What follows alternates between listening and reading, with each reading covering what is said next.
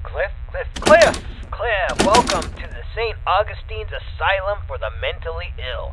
My producer Tom said good things about you. In your backpack is a flashlight, a voice recorder, an EMF, and a couple of little fun occult things. We'll let you know when to take those out. Ready to pay off some of those college debts and beer tabs? Well, of course you are. And when you're ready, enter in through those front doors.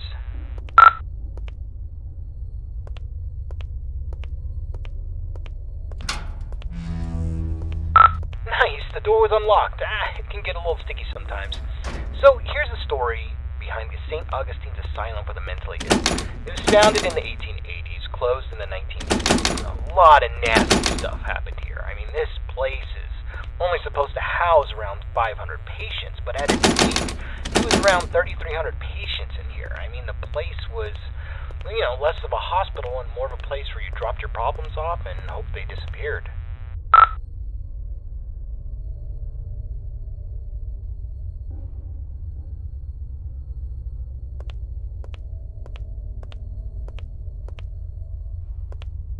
In the end, this place was sort of against what the Bible's supposed to teach. I mean, there was no love here, no grace, no healing. The patients were not here to be rehabilitated. Ordinary people just wanted them gone from public. They shoved those with non-threatening mental conditions or those deemed inappropriate to society together with legitimate psychopaths and murderers and other violent monsters and basically said, let God sort it out. The atrocities in here are just too much to count. The death toll was unreal. The violence, the disease, the abuse, nobody cared. And once you came to this place, you never left.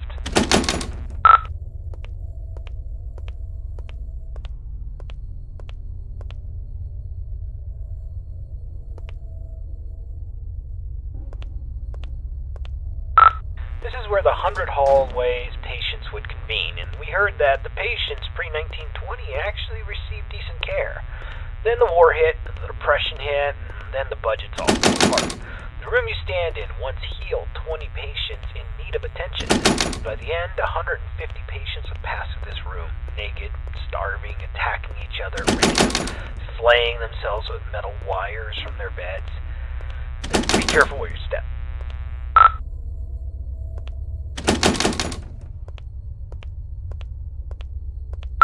Alright, this is a good place to start. I want you to take out your voice recorder, and I'll hopefully be able to awaken this place. Okay, spirits of St. Augustine, please reveal your presence to us. Show us that you are in this room. Feel free to interact with anything or speak to us. Use your words, use your voice, and let us know that you're here. Okay, play that back. Let us know that you're here.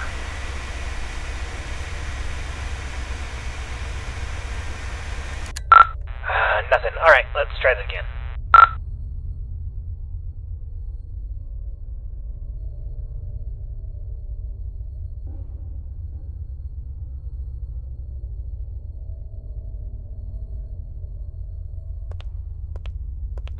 Alright, let's try this.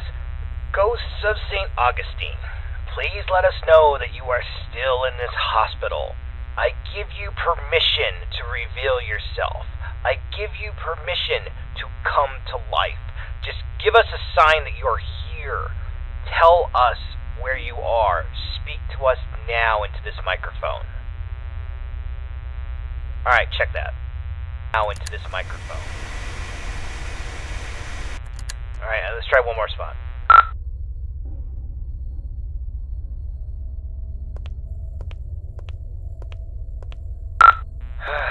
Ghosts of St. Augustine, you're all a bunch of ghoulish pricks.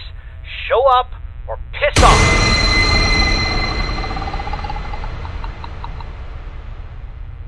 Whoa, did you hear that? Play that back. Pricks, show up or piss off!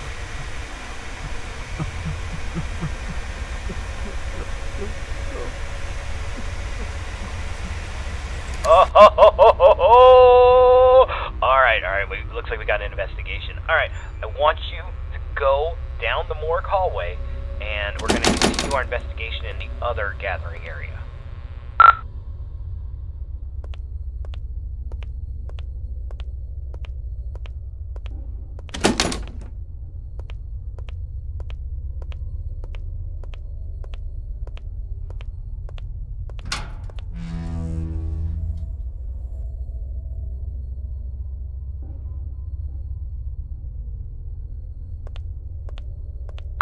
Okay, of the 4 areas you need to visit to fulfill your contract, the East Social area is the first on the list. This is the area where the inmates who are deemed a danger to society would convene. You'll go to this room and perform a summoning ceremony. So walk into the center and we will begin.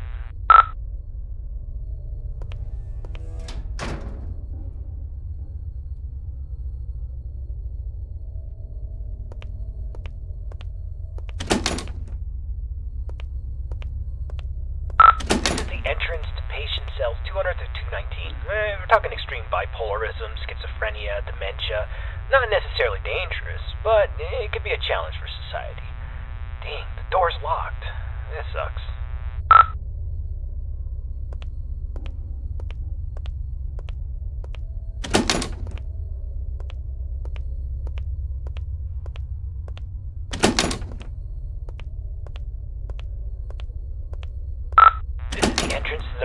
Cells 220 to 240. This is where they kept the lunatics, the murderers, the sociopaths, the worst of the worst, including Clive the Peeper Johnson. You'd think he would be a pervert with a nickname the Peeper, but the truth is far worse. He was extremely manipulative and very intelligent. He was a murderer and a memer. Most of his victims could never identify him because he managed to convince them to gouge their own eyes out with metal wires and even their own fingernails. He came here to the legal loopholes, and when the facility went off the rails and the doctor stopped caring, he jumped into action. The patients who didn't listen were tortured, and the ones who did wandered around the facility, blind, screaming, and in constant fear. This door's locked too. Let's just start the ceremony.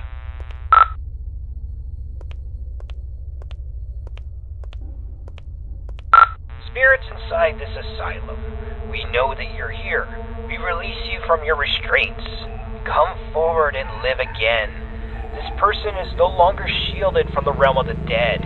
You may be seen, interact, and manipulate him in any way as you see fit.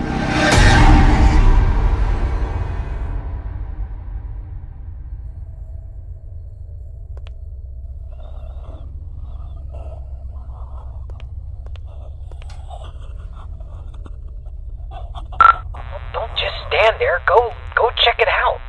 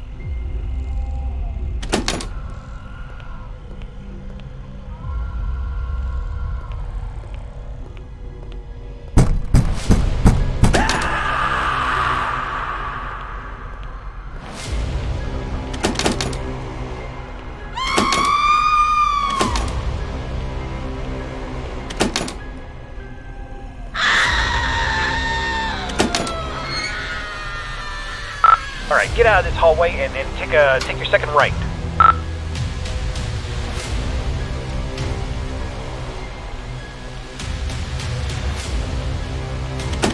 Door's locked. damn it. Oh, okay, there's a staircase. Take the staircase up to the second floor, and you should be next to a fire escape. You should be able to get out that way. So go up the staircase.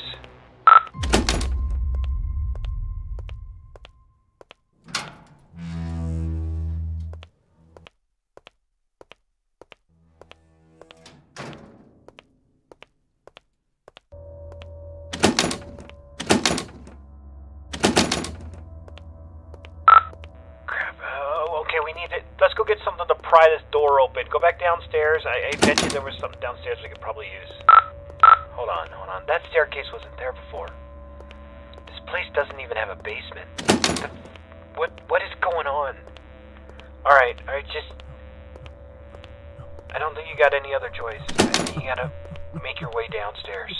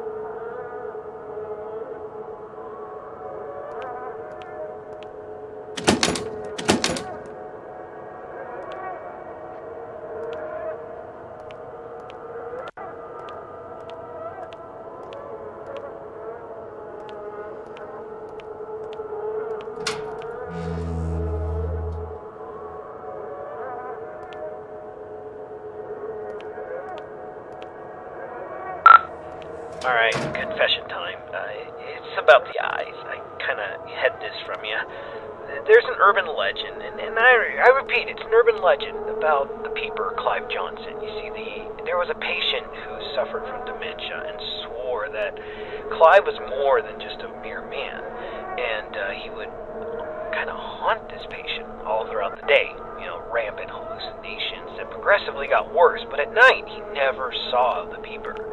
Then he discovered that if he closed his eyes, he could escape Clive, but whenever he opened them, Clive would be there, waiting for him and getting closer and closer. Eventually, the patient used a fork, and he blinded himself. And while he was soaked in his blood from his sockets, he screamed to the entire hospital that he was free, he was safe. And a week later, 2 more patients charged Clive with stalking them, even though he was confined to solitary. I mean, it's crazy. They took their eyesights, too. This pattern didn't stop. I thought it was BS, but based on what we've seen tonight, I'll pretty much believe anything. So, try to get the hell out of there, and if it gets too intense, try to shut your eyes.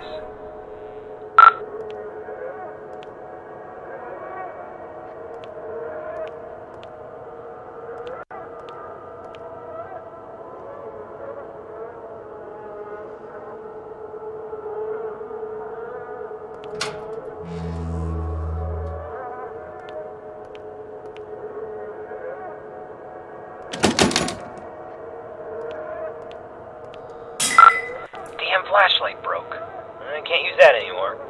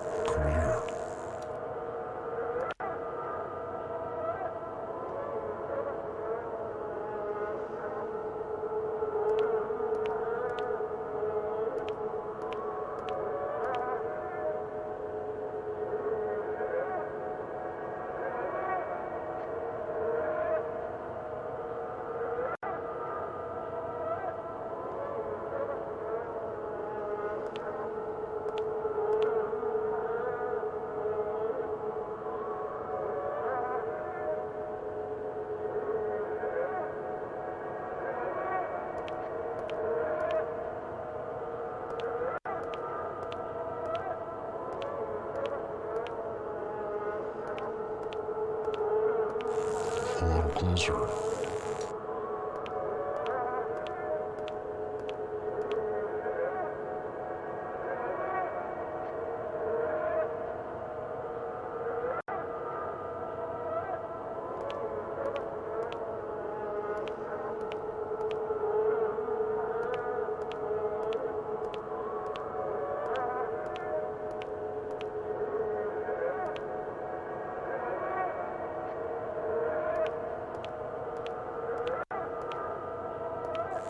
I see you now. Rapid fire, run! He sees you!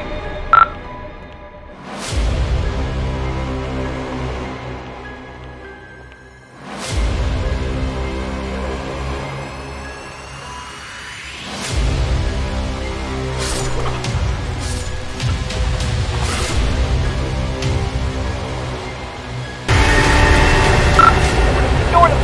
Run!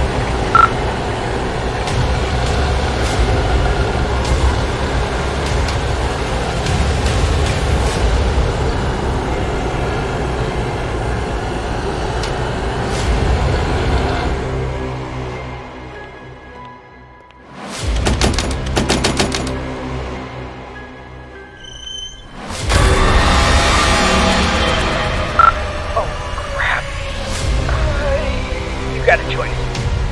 Either he gets you, or you're gonna have to cut him out.